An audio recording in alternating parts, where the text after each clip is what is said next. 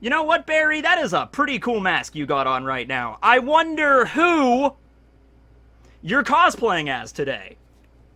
It's funny, because the answer's who's who, and we're just gonna drive that joke into the ground until this character is dead. Hey everybody, how you doing? Tekking and Who's Who Barry here, I guess. And in today's video, we are still going to be unpacking Chapter 1017, because as I said in yesterday's video about the Gumu Gumu no Mi, Oda threw a lot of exposition at us in Chapter 1017. And in One Piece, there are two different kinds of exposition. One kind that we've known about for years, and another kind that Oda just throws at us out of left field, like, hey, guess what? The Gumu Gumu no Mi, you know, Luffy's fruit, the protagonist, yeah, it's going to have a deep-seated history and lore tied to the world government, maybe the Gorosei, hell, maybe even Im-sama or Joy Boy, so, we don't know what's up with that, but we're doing that now. Okay, so, right. I guess there's also a third type of, exposition that Oda does in, like, the SBS or the supplemental material that nobody really cares about, like, which of the Straw Hats like to chew their ice and which ones do not! Okay, I'm actually kind of interested in that stuff. Here's one I was thinking about the other day. What are the Straw Hat Pirates' favorite flavors of ice cream that they like to eat? I don't think that's ever been addressed in an SBS. Okay, we'll make a video about that. Alright, I'll pencil that in sometime this week. We'll talk about the Straw Hats' favorite ice cream flavors. You know, I'm thinking Robin, you know, she's very sophisticated. I'm thinking maybe coffee flavored. Frankie, maybe Rocky Road. Okay, that's another day. Another day. You can comment down below, but I'll talk about that another day. Alright, so who's past? We're going to be addressing that today. We already talked about the Gumu Gumu no Mi at length. Pretty much everything that we know about it right now, which is, to suffice to say, not very much. But Who's Who also laid out a lot of other stuff involving his past. He is a former member of Cypherpole 9, for God's sake. That's a big deal. Also makes me think, do you think that Oda is going to give us backstories for each member of the Tobiropo? Because he's definitely doing that with Who's Who, you know? A former member of the world government, Cypherpole 9, now working, not even just working, but being one of the top officers in a Yonko crew, Kaido's crew. That's a lot of backstory that we're probably going to find out during this fight with Jinbei, but is he also going to do the same thing for, like, Sasaki or Black Maria? We already kind of know about Drake's backstory, although we could know a little bit more about Sword and how all that worked. I guess Ulti and Page 1 were taken out fairly early, so we probably won't know more about them, but it was stated that all of the Tobiropo used to be captains of their own crews, so there's definitely stories there. Maybe Oda wrote something down. Maybe that'll be in an SBS or, like, their Vivra cards or something, but let me know about that if we're going to get backstories for all the Tobiropo. I would say if we can get at least from Who's Who and Sasaki, Black Maria as well, because that's some interesting stuff with her, like how exactly did she join the crew and everything, and the ancient spider zone is kind of a big deal. But anyway, we're talking about Who's Who today, alright? So, the first thing I wanted to address is when Who's Who began his fight with Jinbei. When Jinbei ran into the cat cafe, Who's Who's up there transformed into a saber-toothed tiger, you know, he's like, oh, hello there, former warlord of the sea, Jinbei. And Jinbei's like, you know, I don't like that title. Call me by my proper title. I'm the helmsman of the Straw Hat crew. I'm gonna get my own poster soon, finally, or soon. And so Who's Who is like, oh, well, I prefer your other title, you know, the warlord, you know, because I actually knew you when you were a warlord. He specifically says, and I even checked the official translation for this and everything, Who's Who specifically says that he saw Jinbei while he was a warlord, okay? Now, this raises some questions, so we're gonna have to get into the timeline here, but just bookmark that for right now, okay? So, Jinbei became a warlord 11 years ago, okay? It was 12 years ago when everything with Fisher Tiger happened, when he was killed. Arlong got arrested by Kizaru, Borsalino back then when he was a vice admiral, so Arlong got thrown in jail, and then it was that agreement that Jinbei made with the world government where he became a warlord. Arlong got his pardon, he went to the east, you know, that's why Jinbei felt bad for everything involving Nami, because it was kind of his fault that, you know, Arlong got out of prison to begin with, right? And so this was 11 years ago, he became a warlord, all right? Now, the problem exists that 12 years ago was when the Gumu Gumu no Mi got stolen from Who's Who's escort ship by Shanks, we assume. A lot of people said in the last video I did that it's not necessarily Shanks the one that stole the Gumu Gumu no Mi from Who's Who. It could have been, like, another pirate crew, or hell, maybe even a Yonko that maybe stole, maybe, I guess not a Yonko, but another crew that maybe stole it from Who's Who, and then Shanks was the one that stole it from them. So I guess that's possible, but for right now, I'll just say Shanks was the one that stole it. And because of that failure, he got thrown in jail himself, okay? So he got incarcerated 12 years ago. Jinbei became a warlord 11 years ago, alright? So I'm assuming he did not meet or know about Jinbei before beforehand, right? Now, he is an intelligence operative, and he was one of the best intelligence operatives out there, so maybe he might have heard of Jinbei, but no, in the chapter where, their fight began, he specifically said, no, I saw you when you were a warlord. You didn't see me, we didn't have like a direct confrontation, but I saw you while you were a warlord, okay? So that means that at some point there in the next few years, up until, I guess, the time skip, or even maybe a little bit before that, when Jinbei, stopped being a warlord, or he got arrested and got thrown in Impel Down, because he opposed the war, at some point there, Who's Who got out of prison, escaped prison, and started his own pirate crew, I would assume, because it was stated all the Tobiroppo had their own crews, and then sailed around for a little bit, and then he joined Kaido's crew eventually, or he got assimilated into Kaido's crew. I think, my initial thought there was, oh, Who's Who must have met Jinbei while he was in Impel Down. Who's Who was thrown in level 6 of Impel Down, for 10 years. And then 2 years ago, right before the time skip, when Luffy had the massive breakout at Impel Down and he met Jinbei, that's where Who's Who met him. Maybe Who's Who's cell was like right across the hall from freaking Jinbei, but just Jinbei never noticed him, because Jinbei was only in Impel Down for like a few weeks. It wasn't very long, and so Who's Who didn't say anything to him, and also he didn't have the mask on back then or anything, so he was just maybe observing Jinbei. He's like, oh, that's Jinbei, the warlord of the sea. That's crazy, right? And then Luffy broke everybody out, and then Blackbeard broke even more people out, and so that's how the story goes. Now, I guess that's not impossible that could have happened, but that would mean that, like, in only 2 years, Who's Who escaped Impel Down, started his own pirate crew, rose to prominence, and then Kaido found out about him and then assimilated him into his crew. I like to think that out of the Tobiroppo, the two strongest members and the ones that are kind of been around the longest are Sasaki and Who's Who, because they are the oldest members of the Tobiroppo, and all the other ones joined a little bit later. Drake being the most recent one to join. Now he defected from the Tobiroppo, right? So I think it's more than likely he got thrown in jail 12 years ago. We know that much. And then maybe he was in prison for, I don't know, a couple of years, 2, 3, 4 years, whatever. Let's say he was in there for 4 years, okay? So he got thrown in prison, which, by the way, might have not have been Impel Down altogether. He is a Cypher Pole agent, and he's kind of like, special circumstances, and the reason he was, thrown in prison was because he lost the Gamu Gamu no Mi, and if, half the stuff that we talked about last video is accurate, where this might have connections back to the Gorosei, maybe even Im-sama, and the Void Sentry with Joy Boy, they might not, want to throw Who's Who in freaking Impel Down with, like, a general population of prisoners. They might just have, like, the dungeons at Marineford, or the dungeons at Marijois, and then throw him down there, okay? So let's say he was down there for 4 years, and then 8 years ago, he got freed, he escaped somehow, or, whatever happened there, I'm not really sure how that went, and then he started his own pirate crew, he started to disguise himself so the world government wouldn't know about him, and it's during that period when he was maybe sailing the New World, making a name for himself as a pirate, that's when he encountered Jinbei. Maybe he saw Jinbei fight against the Marines or something. Well, I guess he wouldn't be fighting against the Marines then, Jinbei would have been a warlord, so he saw Jinbei fighting against somebody, who knows? Wow, okay, what if Jinbei, when he was fighting Ace, what if Who's Who was there?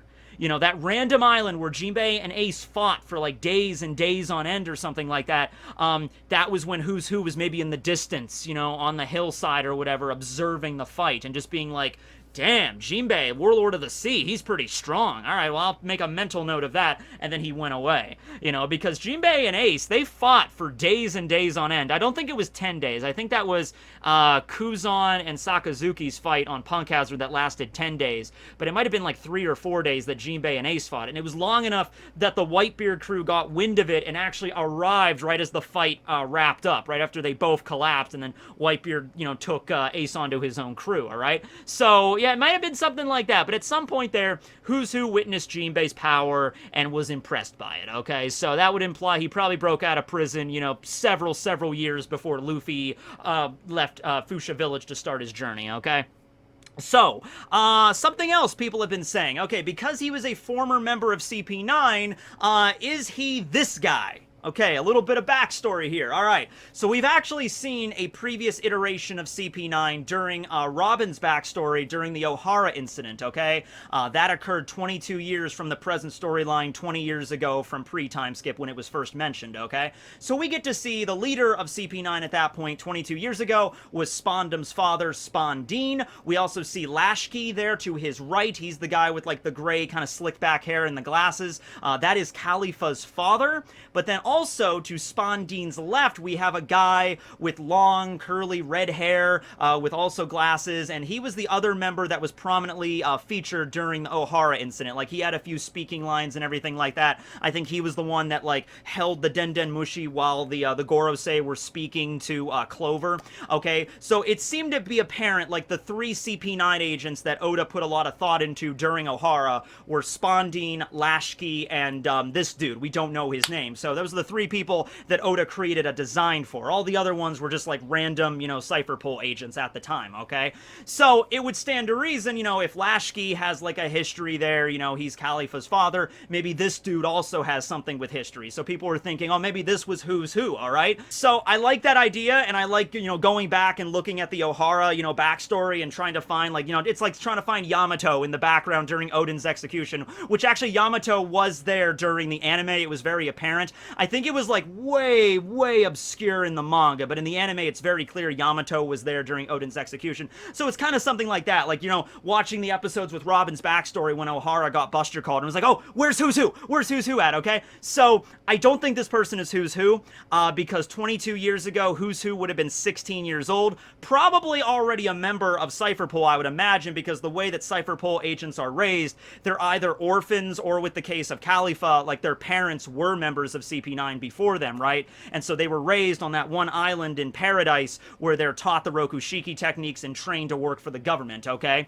And this happened with Rob Lucci. He was a little kid when he was trained there, right? A lot of the CP9 agents that we know now, like Kaku and Jabra and everybody, were all orphans, right? Raised on that island. So that was the case probably with Who's Who. And it was probably even a case whereas, like, Rob Lucci at age 13 was able to, like, annihilate an entire kingdom, basically, for the world government. Probably the same deal with Who's Who. You know, during his younger years when he was training, he could probably, you know, pull out Rokushiki techniques that nobody even ever thought about before, right? They were both kind of geniuses there, but I don't think this person is Who's Who. I don't think the ages really line up right. But it is possible that Who's Who could have been there at Ohara. It's just like, you know, like the Yamato thing, like Oda, you know, either didn't depict them or it's just, like, so tiny in the background we didn't even see, right? Or, I mean, Oda could always come out and say, oh yeah, Who's Who during his younger years when he was still in training was at Ohara. I didn't draw him during the Ohara backstory, but he was there. He was on the ship. He was like the equivalent of, like, Nero. Remember when Nero joined the CP9? Okay, Who's Who wasn't as bad as Nero, but, you know, he's like, oh yeah, he was there. It's just he was in training still, okay? Or if he wasn't at Ohara, he was back at that island with, like, the Chinese tower, like the architecture there. It does have a name, but I forget it right now. I'll just throw it up here in a, you know, text or whatever. That was the name of the island that the CP9 agents are trained on in the Rokushiki. He might have still been there completing his training and stuff like that, and maybe on some other job somewhere in the world, okay? So that's important to mention. He might have been Ohara, but he probably wasn't this dude. Something else to bring up here, and I don't know if this connects back to anything, but the numbers line up, so I felt like mentioning it. Who's Who is 38 years old right now. And what major event happened 38 years ago in the One Piece story that we don't know much about yet, but it's going to be extraordinarily significant the further we get down in the story? Yeah, that's right, God Valley. God Valley happened 38 years ago, the same year that Who's Who was born. Also, fun fact, it was the same year Foxy was born. So I think we can arrive at the very obvious conclusion that Foxy caused the God Valley incident to occur, right? I mean, we all learned that it was Garp and Roger working together that took down Rocks, but no. We know Foxy was there as well. It was Foxy, you know, it was kind of like his birth that heralded in the end of the Rocks era altogether, you know? Yeah, also Wang Ji. I'm sorry, Wang Ji, right? You gotta throw in a Wang Ji whenever I talk about Rocks or God Valley there. But no, so Foxy was born then. Also, Hack was born 38 years ago, and Who's Who was born 38 years ago. That really probably doesn't have anything to do with the God Valley incident, right? You know, just because they were born at that time doesn't necessarily mean anything. But, you know, I feel like after the God Valley incident, that definitely would have pushed the world government to train a whole new, you know, legion of soldiers, right, in the Marines and in the Cypher Pole. Because after God Valley, I imagine it was like a huge, you know, apocalyptic level war between the Rocks crew and the Marines and Roger pirates in there. After all that happened and the world government made God Valley disappear, I think after that they were like, all right, you know, now that Rocks is defeated, we need to bolster our own numbers. We need to make sure we have a lot of really strong soldiers in the Cypher Pole, and they might have started off on a campaign to get really strong, promising warriors gathered together and fight on that island and train to become new agents. So, you know, maybe the reason Who's Who was raised and why he even became a member of CP9 might have been indirectly because of the God Valley incident, but he's not, like, directly, you know, connected to it in any particular way there. It's also important to mention when Who's Who was talking about his past with Jinbei last time, you know, he wasn't very specific, but he did say, you know, I'm pretty okay with where my life's at right now. You know, I'm a member of the Toby Roppo. I'm one of the high-ranking officers of the Beast Pirates. You know, I got my Ancient Zone model Saber-Tooth Cat, which I'm not really sure if he had that power before or after he joined the Beast Pirates, okay? Because if we're doing parallels to Rob Lucci here, Rob Lucci was given the cat fruit model Leopard by the world government, and he's a giant cat that, like, can rip you apart. And kind of the same thing with Who's Who, except he has the ancient model of the cat fruit model Saber-Tooth Cat, okay? So you could say that the world government got their hands on an Ancient Zone and gave it to Who's Who while he was in training as Cypher Pole, or you could say he found it while he was a pirate, or you could say that Kaido gave it to him when he became a member of the Beast Crew, okay? Also remember that Drake had the power of his Allosaur fruit before he joined the Beast Pirates as well, so it is possible. Although, that kind of leads into a whole other thing because Drake was part of Sword, and if Sword has, like, this main goal of, like, infiltrating the Yonko and, like, defeating them from within, it's entirely possible that Sengoku might have found the Ancient Zone model Allosaur and given it to Drake, and it's like, your mission will be to eat this fruit, become an Ancient Zone user, rise through the ranks as a super rookie, and then eventually be invited on Kaido's crew, because he's always looking for really strong Ancient Zone users, and they're pretty rare. So if you become a pirate with the Allosaur fruit, I mean, that might give you a ticket to become one of the top-ranked officers of Kaido's Beast Pirates, and he did, alright? And so that's why Who's Who said to Jinbei, you know, my life's pretty good right now, but I'll tell you what, before I joined Kaido's crew, I went through freaking hell and back because of this damn devil fruit, alright? Because I lost this, my life was a living hell for a number of years, okay? So to go even further into this, you know, I don't think it was as simple as just he messed up and then got thrown in prison and they just forgot about him, okay?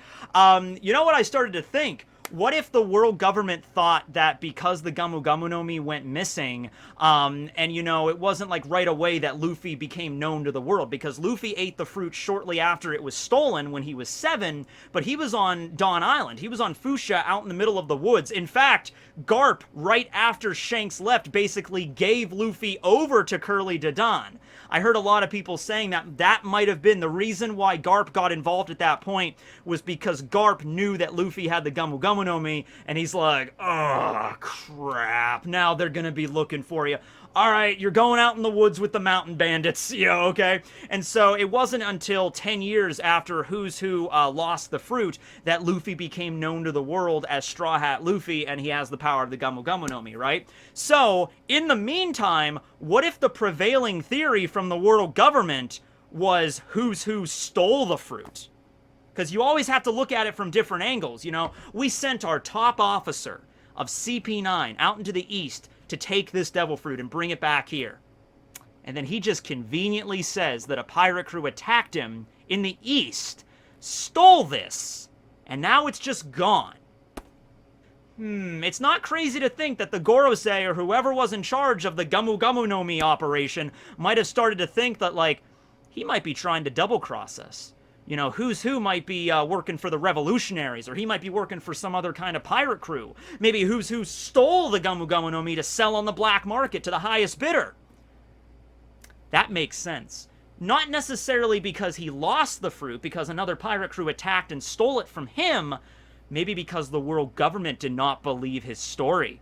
Because if the world government really viewed the Gamu Gamu no Mi as that important, and if it actually does have connections to, like, Joy Boy and whatever, you know, just the idea, just the possibility that Who's Who might have been working for another faction, stolen this, hid it somewhere, and then, you know, sold it on the black market so somebody else could get their hands on the Gamu Gamu no Mi, that is the last thing the world government wanted to do. So that's why he was immediately detained, thrown in prison, and probably interrogated and tortured multiple times, because he says, I went through freaking hell because of that damn fruit, okay? And also, whenever somebody even mentions the Straw Hats or Luffy, he also said this to Jinbei: when you told me you were the helmsman of the Straw Hats, all those horrible memories came flooding back. It was not just as simple as, he got thrown in a jail cell and he was like chained up for a couple years. No, he was probably interrogated by CP0 and the Gorosei probably like, multiple times for years and years and years, had, beaten senseless and whatever to be like, where's the Gummo Gummo no Mi? Boom!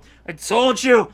Freaking guy with red hair stole it. That's stupid! That you mean to tell me a random rookie pirate crew out in the east stole this, got the one over on you? I don't know. He was really strong, man. He had scars on his face. BAM! It's like, where's the fruit?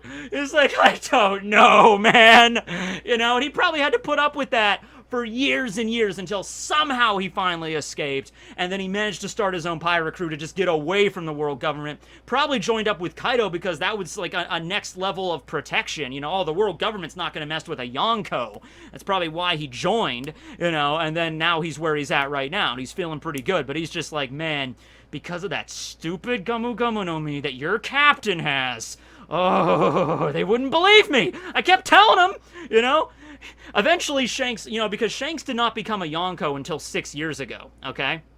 6 years from the current storyline.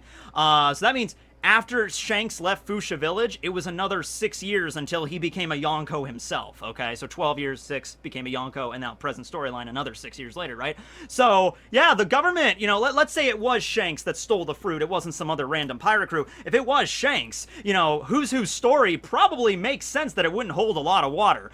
Some random pirate from the east, he doesn't really have a big name for himself. Let's assume they did not know Shanks was an apprentice pirate on Roger's crew. Let's assume they didn't find out about that until maybe that's the reason he became a Yonko. Right when Shanks was rising through the ranks, eventually became well known in the world, and then that's when they found out, holy crap, this was an apprentice pirate on Roger's crew. He's one of the Yonko, So maybe then the story might have made more sense, but Who's Who might have, broken out of jail by that point, might have already had his own pirate crew, might have already been part of the Kaido's Beast Pirates by that point, right? So it's like, oh, maybe he was telling the truth. And then finally, 2 years ago, when Luffy rose to prominence, it's like, oh, so Luffy's from the east and he has the power of the Gummo Gummo no. Okay, I guess Who's Who was telling the truth.